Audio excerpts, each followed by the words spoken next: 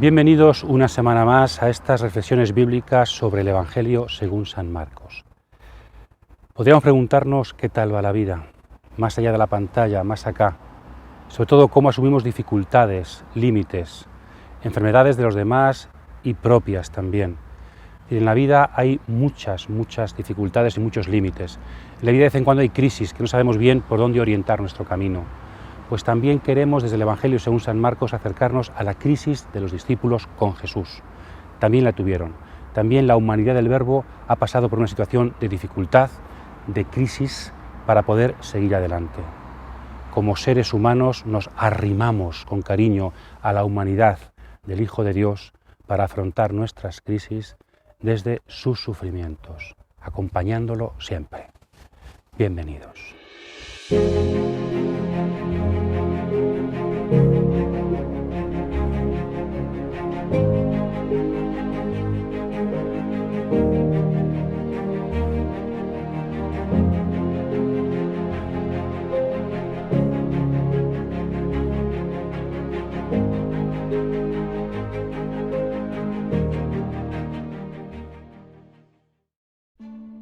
Se acercaron algunos fariseos y le dijeron: «Sal y vete de aquí, porque Herodes quiere matarte».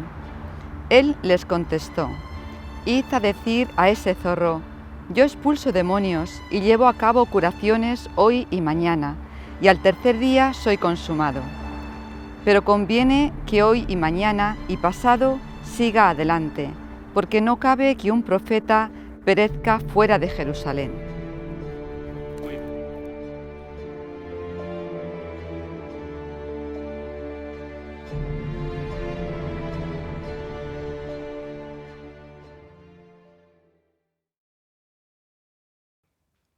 Decíamos la semana pasada que el ministerio público de Jesús, según San Marcos, tiene como dos etapas bien diferenciadas.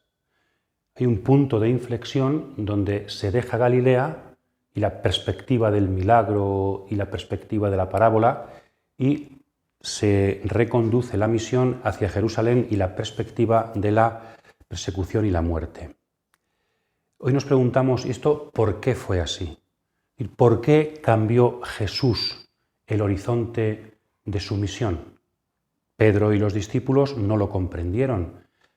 También a nosotros nos cuesta comprenderlo. ¿Por qué no seguir con la misión del reino en Galilea? Sin más, era un plan que Jesús traía preconcebido en nombre de Dios y dijo, bueno, ya, ahora ya automáticamente cambiamos de... ¿Hubo ahí algo también desde el punto de vista humano? Es decir, tenemos que tomarnos en serio la humanidad del Verbo, su conciencia humana y sus dificultades. Entonces, es posible que este cambio en su misión, que es por supuesto voluntad de Dios, pero fuera fruto de circunstancias también humanas en las que Dios y el Hijo de Dios actúan. Entonces vemos que aquí Jesús tuvo mucho éxito, la multiplicación de los panes, Juan 6, quieren hacerlo rey, casi está en el cenit de su misión y de su éxito. Pero en cambio también vemos que, acabamos de escuchar, Herodes Antipas, el gobernador de Galilea y Perea, persigue a Jesús. Según se va haciendo su fama más extensiva, las autoridades lo ven como más peligroso. Por tanto, junto al éxito también la persecución por parte de las autoridades, en este caso judías, de Galilea, ¿verdad? También las autoridades religiosas, fariseos que influían en el pueblo, no acaban de entender tampoco a este maestro que empieza a tener éxito. Y también la misma gente y los discípulos tampoco entienden del todo. Por tanto, ante este éxito por un lado y estas dificultades, persecución, incomprensión por otro, ¿cómo afronta Jesús esto? Los estudiosos hablan de crisis de Galilea.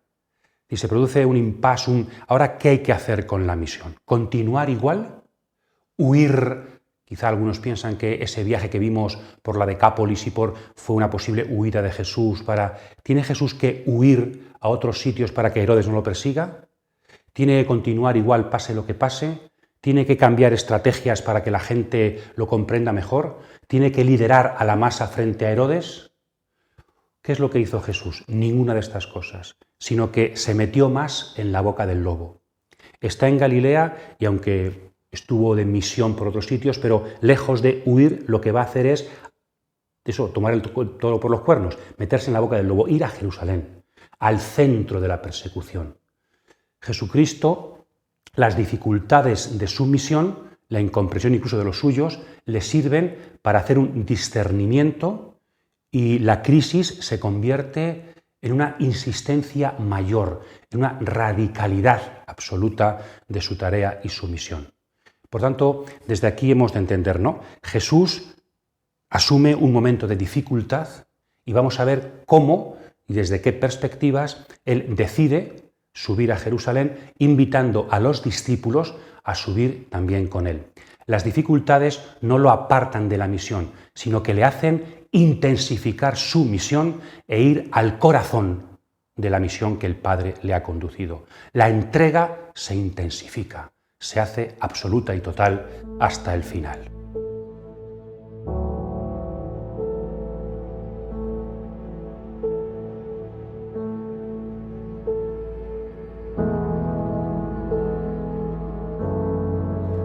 Para intentar comprender bien lo que llamaríamos crisis de Galilea y comprender las razones profundas del cambio de horizonte en la misión de Jesús, sería bueno tal vez dar un rodeo e ir hacia nuestras propias crisis, para que ellas sean iluminadas por la crisis de Jesús.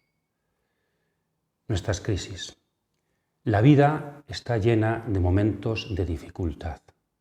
Cada etapa hablan de la crisis de los 40, pero también está la crisis de la adolescencia, la crisis de...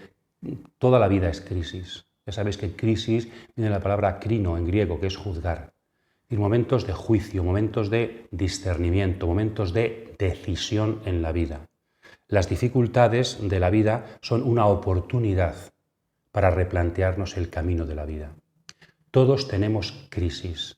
Crisis por una enfermedad, crisis por enfermedad de un pariente o amigo, crisis por ciertas rupturas en relaciones, crisis porque no somos considerados como deberíamos, porque no nos sentimos queridos como creemos que debemos ser queridos. Es decir, todas las personas estamos llenas de límites, dificultades, que son a veces crisis, lugares de tropiezo en nuestras vidas. Y la tentación siempre es desanimarnos, perder la esperanza, tirar la toalla, abandonar. Refugiarnos, diríamos, en el victimismo, en el complejo de inferioridad, en nadie me quiere. Esa es siempre la tentación. Crisis que también tienen que ver a veces con nuestro propio cristianismo. También existen crisis de fe, no solo crisis humanas, tienen que haber mucho que ver con la crisis de fe, crisis en el seguimiento. A veces nuestra fe, nuestro compromiso con la Iglesia y con el mundo, nuestra propia vocación, tiene momentos de crisis. Hay cosas que no comprendemos, no solamente de nuestra vida, hay cosas que no comprendemos de Dios. Señor, no entiendo por qué permites, pero por cuestiones de mal en el mundo, por cuestiones de pecados en la Iglesia, por cuestiones de límites no entiendo los caminos de Dios. Y eso provoca crisis en nuestra vida. También hay muchas dudas. Es que no sé lo que hacer aquí. Dudo sobre mi propia capacidad para hacer esto. Dudo las dudas. No entendemos los caminos de Dios y la vida, dudamos sobre la conveniencia de una cosa, hemos tomado un buen camino, no me habré equivocado cuando mi matrimonio hace tiempo. Claro, las dudas surgen siempre cuando hay dificultades. Cuando todo va bien, no dudamos nada. Incertidumbres. El tiempo de pandemia por el coronavirus supone también ciertamente un tiempo de incertidumbre, no estar seguro del futuro, no saber a qué atenernos. Por lo tanto, nuestras propias crisis. Somos personas tocadas por la debilidad, también en la fe. No es malo tener dificultades en la fe. Los discípulos de Jesús las tuvieron. Jesús mismo tuvo una dificultad ante la misión y supo afrontarla. Por tanto, vayamos a reflexionar un poco, a darle vueltas a nuestras propias crisis, no para regodearnos en ellas, no para refugiarnos en ellas, sino para saber que están ahí y son oportunidad de discernimiento, oportunidad de dar un vuelco a nuestra vida, de cambiar, de hacer punto de inflexión en nuestro camino. También sería interesante que nos diéramos cuenta que los demás, la gente que nos rodea, también los creyentes, sacerdotes, obispos, religiosos, catequistas, padres, hijos, también tienen crisis. También pasan por momentos difíciles en su vida. Y nosotros estamos llamados a ayudarles no a que no tengan crisis, no a evitar dolores, sino a que sepan afrontarlo también desde Jesucristo como camino nuevo y oportunidad para la gracia. Por tanto, claro, somos humanos, somos carne, somos dificultad, somos herida en el camino, somos crisis y por tanto tenemos que asumir estas dificultades para tomarnos en serio la vida, ser realistas, no ensoñadores y espiritualistas, y de esta forma también hacer que nuestro cristianismo tenga carne. El Verbo se hizo carne, mi fe tiene que hacerse carne. Yo no soy cristiano cuando las cosas van bien solamente, yo no tengo vocación cuando todo funciona en mi tarea, sino que el Señor ha asumido la crisis de lo humano y yo, con dificultades, no es fácil, pero de la mano de Jesús estoy llamado a iluminar mis propias crisis y también a ayudar a los demás a iluminarlas. Siempre solemos decir, y es importante, a menudo nosotros no provocamos la enfermedad, no provocamos la dificultad, no depende de nosotros el que nos sobrevenga una dificultad, pero sí depende de nosotros, al menos en parte, cómo afrontamos esa dificultad. No somos libres para que nos duela o no nos duela el brazo, pero somos libres para afrontar ese dolor y convertirlo en algo fecundo o no. No somos libres para que sufra la persona a la que amamos, pero sí somos libres para acompañar y de qué manera ese dolor. Por tanto, la fe tiene mucho que ver con el sufrimiento. La fe tiene mucho que ver con las dificultades de la vida. También tiene mucho que ver con esas crisis que también la misma fe y la misma vocación nos visita a menudo.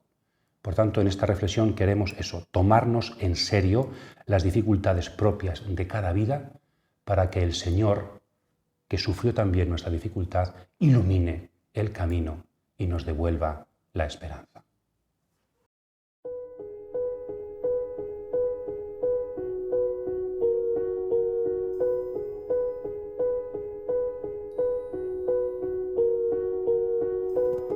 Con mucho temor y temblor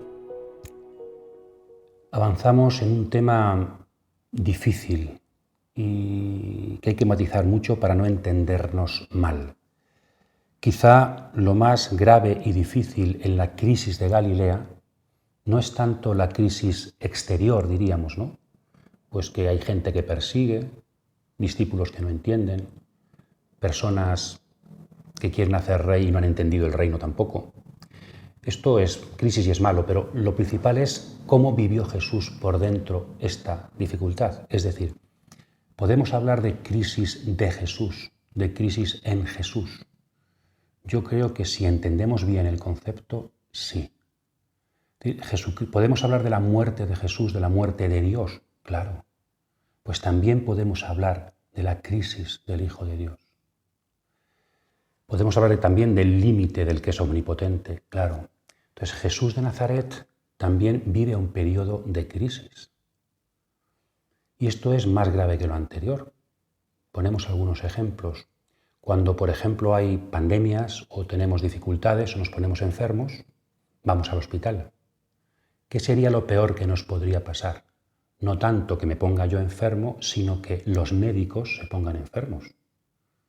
Imaginaos una ciudad, un hospital en el que todos los médicos están enfermos y no podemos acudir ninguno. Entonces, peor que ponerme yo enfermo es que aquel que tiene que curarme se ponga enfermo.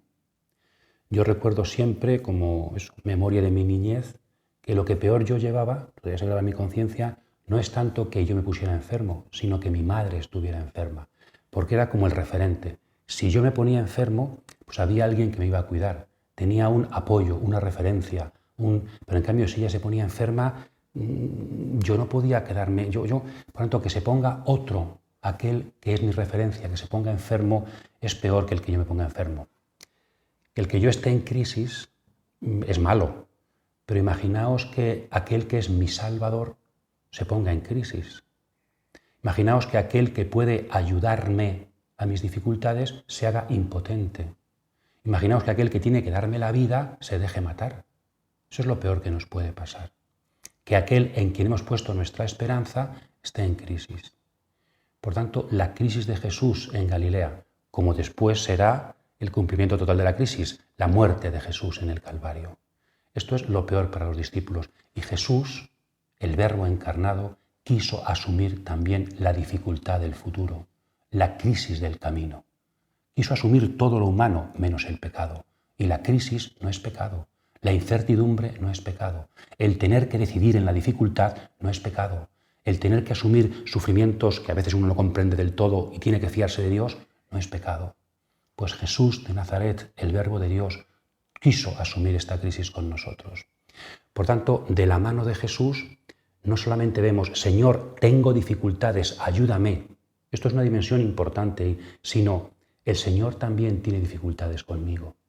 Él participa de mis propias dificultades e incertidumbres y por tanto Él ha venido a acompañarnos para afrontarlas.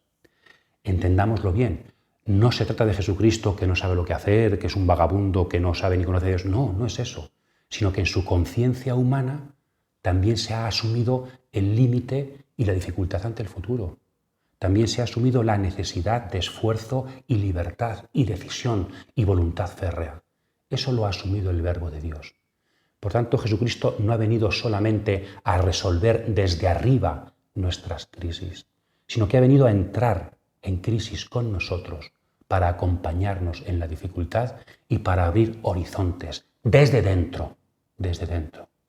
Por eso, siempre la gran tentación de los discípulos fue una de las grandes tentaciones y es nuestra también, podemos fiarnos de Jesús. Podemos poner nuestras vidas en este hombre limitado. Podemos poner nuestro futuro en este crucificado impotente. Esta es la clave del cristianismo. ¿Y qué es la fe?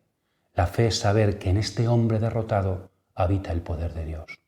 Que en este hombre que tiene que humanamente afrontar toda crisis, ahí habita también la libertad de Dios y la verdad absoluta y la sabiduría de Dios. Esto es la fe.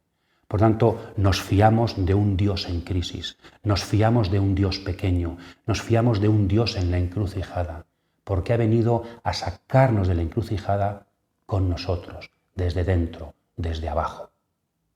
¿Y cómo afrontó Jesús humanamente, como Dios hombre, esta crisis? Pues yo creo que hay como dos grandes lugares donde Jesús pudo agarrarse como hombre y los tenemos un poco simbolizados aquí delante, ¿no? Una gran ayuda y una gran perspectiva fue la Sagrada Escritura. Las Escrituras no solamente hablan de Jesús, sino que hablan a Jesús. Jesús desde la Escritura comprendió que los caminos de Dios pasaban por su humanidad afrontando la cruz. La Biblia iluminó el camino humano de Jesús. La Biblia, palabra de Dios, fue clave para los caminos y el discernimiento del Hijo de Dios, la Escritura. Y también, más importante aún todavía seguramente, la relación filial entre Jesús, hombre, y Dios. Jesús afrontó toda la crisis como hijo. Jesús afrontó todas las dificultades del camino como enviado de Dios. Y desde ahí supo atisbar caminos. No se trataba de cambiar estrategias solamente sino de, Señor, ¿dónde está tu voluntad? ¿Cuál es el plan del Padre? Las Escrituras me lo comunican, mi relación íntima con Dios va abriendo caminos. Por tanto, podríamos decir que queremos en estos días, en esta semana, contemplar a un Jesús bíblico y sobre todo a un Jesús hijo. La experiencia filial de Jesús es la clave para comprender cómo asumió y resolvió las dificultades de su misión. Por tanto, nos cogemos de la mano de este pastor que es hijo y por eso, porque él todo lo vivió desde el Padre, podemos fiarnos de él. En el fondo vamos descubriendo que la fuerza de Jesús no está en él, sino que le habita la fuerza del Padre y esa es su gran fuerza y su gran posibilidad de futuro. Por tanto, no nos asustamos de nuestros miedos, no nos asustamos de los límites del Maestro, porque cada día más vamos viendo en esos límites propios y ajenos el resplandor de la gracia de Dios. Muchos de sus discípulos al oírle dijeron: «Es duro este lenguaje, ¿quién puede escucharlo?». Pero Jesús, sospechando que sus discípulos murmuraban por esto, les dijo: ¿Esto os escandaliza? Y cuando veáis al Hijo del Hombre subir a donde estaba antes. Y decía: por esto os he dicho que nadie puede venir a mí, si no se lo concede el Padre. Desde entonces muchos de sus discípulos se volvieron atrás y ya no andaban con él. Jesús dijo entonces a los 12, ¿también vosotros queréis marcharos? Le respondió Simón Pedro, Señor, ¿a quién vamos a ir? Tú tienes palabras de vida eterna, y nosotros creemos y sabemos que tú eres el Santo de Dios.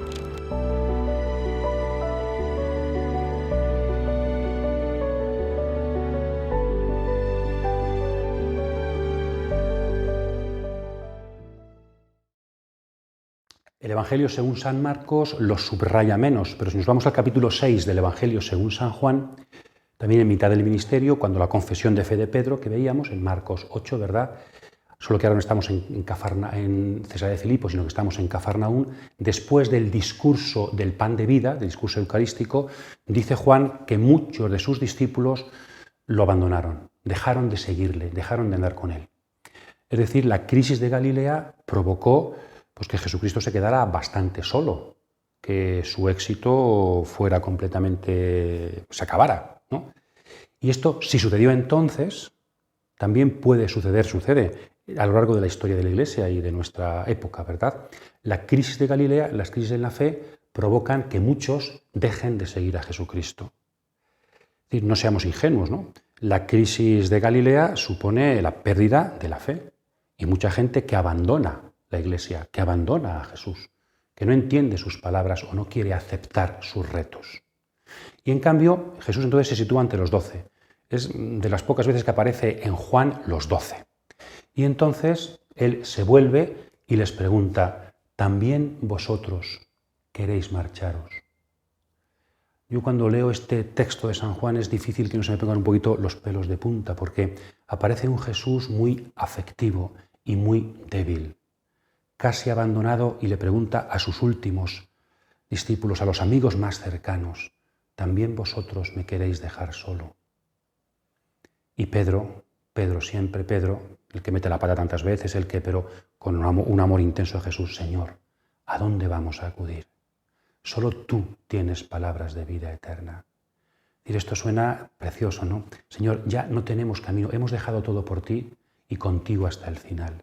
Entendamos o no entendamos, tus huellas son ya nuestro camino y tu espalda es ya nuestro horizonte. No queremos tener ningún futuro sin ti, porque nos hemos acostumbrado a vivir desde ti. Y ya la vida, la muerte, el futuro, la crisis, el gozo, todo contigo. Esta es la respuesta de Pedro, pero ante un Jesús un Jesús débil, que parece como suplicando a los discípulos el seguimiento, la fidelidad para poder continuar su misión hasta el final.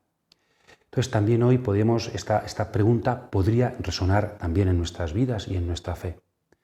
La Iglesia actual, la sociedad actual, estamos viendo que hay mucha gente que está perdiendo la fe.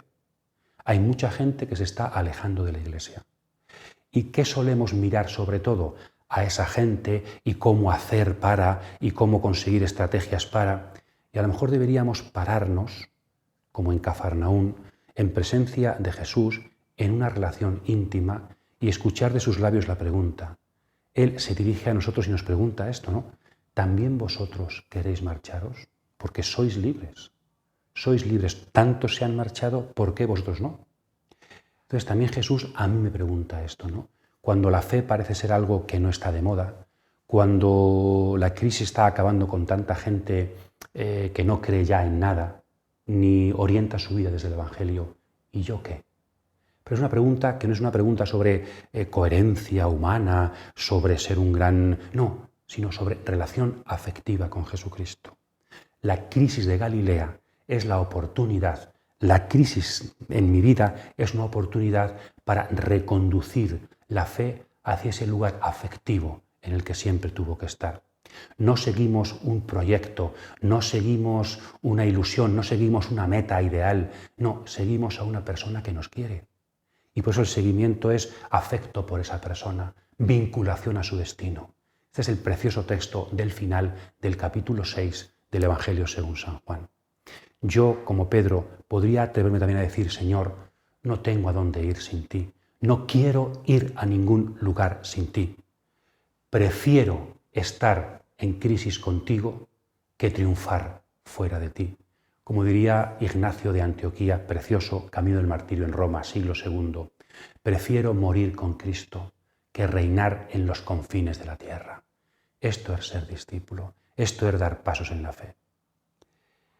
¿Y cuál es el misterio de la perseverancia? ¿Por qué unos se marcharon y otros se quedaron? Vimos hace semanas por qué unos comprenden a Jesús y otros no. Ahora es más afectivo, más profundo, más interno. ¿Por qué unos se marchan y otros, aunque no entiendan mucho, se quedan?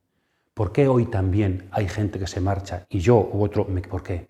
Es que soy mejor que otros. Es que hay gente que es más lista o es más voluntariosa o es más... ¿Está ahí seguro? Yo creo que no. ¿Dónde está en Pedro el misterio de la perseverancia y en los 12? Pues yo creo que en el amor, en el cariño. No en ser mejores personas, ni en tener las cosas más claras, ni en superar dudas, ni en el cariño. Cuanto más descubramos el rostro de Jesús, su corazón latiendo, su amor por nosotros, más posible será la perseverancia. Y toda crisis servirá para amarle más, para quererle más. Por tanto, os invito a reflexionar sobre este final del capítulo 6 de San Juan desde nuestra relación con Cristo. Las crisis las permitirá Dios también en nuestra vida para que seamos más discípulos, para que seamos más creyentes, para que seamos más de Cristo. Al encontrarle a la orilla del mar, le preguntaron: Rabí, ¿cuándo has llegado aquí? Jesús les respondió: en verdad os digo que vosotros me buscáis no porque habéis visto signos, sino porque habéis comido pan y os habéis saciado. No trabajéis por el alimento perecedero, sino por el alimento que permanece para vida eterna, el que os dará el Hijo del Hombre, porque a éste es a quien el Padre, Dios, ha marcado con su sello.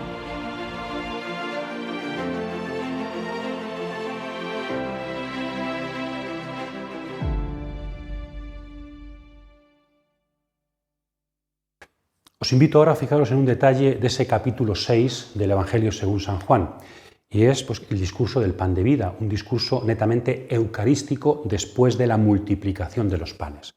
De hecho, ahí están las palabras casi de la institución de la Eucaristía en Juan, que no aparece en la cena. Por tanto, discurso eucarístico y después la deserción, la crisis de Galilea. Es decir, parece que hay una relación entre Eucaristía y crisis. Los discípulos empiezan a marcharse porque no entienden el misterio eucarístico de Jesús. Es duro este lenguaje. ¿Cómo nos va a dar a comer su propia carne? Y parece como que un cristianismo sin comer, un cristianismo sin implicación, un cristianismo sin carne es mucho más fácil. Un cristianismo espiritualista, diríamos, ¿no? Unos toros desde la barrera. En cambio, tener que compartir el cáliz de Jesús, tener que comer el cuerpo de Jesús, tener que tomarnos en serio su muerte y su entrega, que comemos nosotros también para participar de ella, eso ya es lo que hace que la gente se marche. O sea, no son las dificultades solamente de que nos persiguen, lo que nos dicen, sino en el fondo es la carne de Jesús. Comer la carne de Jesús es piedra de tropiezo para sus discípulos. Tanto realismo. El realismo de la fe es la gran piedra de tropiezo. Cuando la fe es una poesía, cuando la fe es un ideal, cuando la fe es algo espiritual, pues parece que es más fácil. Pero la realidad de la fe es la que hace tropezar a los creyentes y les hace entrar en crisis. Por tanto, yo creo que hoy también, como entonces, ese realismo de Jesús es verdad que Dios ha muerto en la cruz por nosotros, en Jesús. Es verdad que Él toca nuestras heridas y es verdad que es real. Eso también es lo que hoy provoca crisis en nosotros. Es real la presencia eucarística del Hijo de Dios. Yo creo entonces que la Eucaristía, tanto entonces como hoy, es la gran piedra de toque de la crisis. En la Eucaristía es donde se empiezan a marchar los discípulos, sin juzgar a nadie, sin juzgar cada caso, porque cada historia es un mundo, ¿no? No pretendemos ahora juzgar cada caso, pero sí que es verdad que en general hoy también la deserción de los discípulos se da en contexto de Eucaristía. Es decir, ¿cuándo empieza la gente a dejar la fe? Cuando empieza a dejar de ir a misa. Cuando empieza a convertir su vida en algo distinto a la Eucaristía. Es una fe no sacramental, una fe sin realismo, una fe espiritual. Yo me confieso con Dios, yo creo en Dios, pero la Iglesia, es decir, no hay alimento, no hay comida, no hay carne. La fe es una moral en la que lo importante es ser bueno más que ir a misa, porque claro que hay que ser bueno, pero ¿dónde está la carne de aquel en quien creemos? ¿Dónde está la verdad de Dios de la que nos alimentamos? La Eucaristía y su verdad y su realismo yo creo que es la gran piedra de toque del superar la crisis en la fe. Por eso hoy también tenemos que vivir y explicar muy bien y celebrar muy correctamente la Eucaristía para hacer posible que muchos discípulos den un paso más allá de la crisis y puedan seguir a Jesucristo hacia Jerusalén. La Eucaristía tiene que seguir siendo eso, el lugar, el termómetro que nos dice, el lugar de criba donde los verdaderos discípulos continúan adelante en el seguimiento del Maestro. Quien no come mi carne y bebe mi sangre no tiene vida en sí mismo. Por tanto, acercaos a mí y atreveos a comer y a beber, a participar en este memorial de la cruz y la resurrección de Jesucristo, porque entonces podremos ser creyentes hasta el final y superar toda crisis.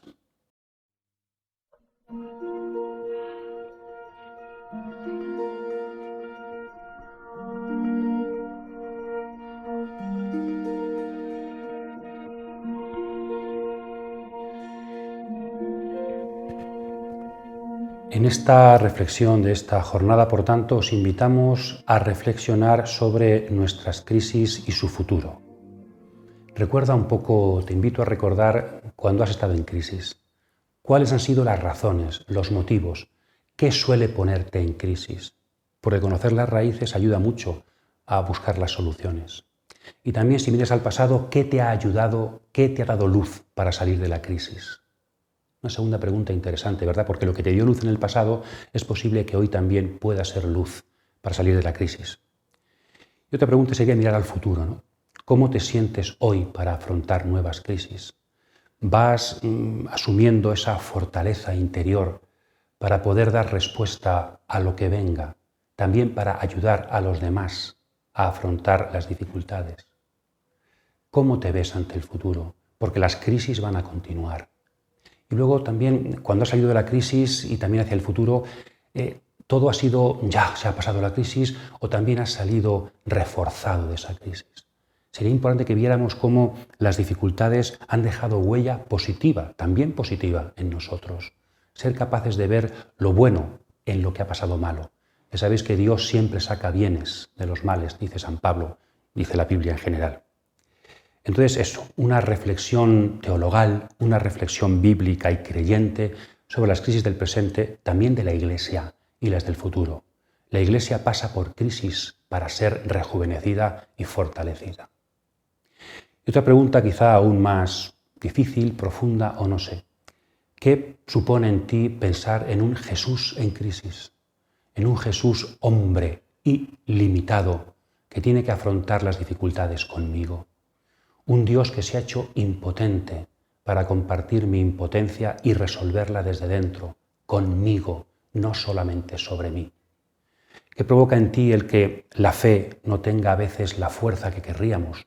Que Dios no actúe lo rápido que querríamos, que Dios no reivindique nuestros pensamientos y nuestra tarea ante la historia, y a veces parece que perdemos ante gente que no ama a la Iglesia. También este es nuestro Dios. Por aquí es una forma de vivir la cruz, por aquí pasa nuestra misión. Por tanto, vayamos aprendiendo de la mano de Jesús de Nazaret a afrontar las dificultades de la vida para hacer de ellas momento fecundo para construir el reino. Feliz semana a todos y ojalá que la palabra de Dios, ojalá que el camino de Jesús ilumine siempre nuestras dificultades y seamos foco para las dificultades de los demás. Feliz semana.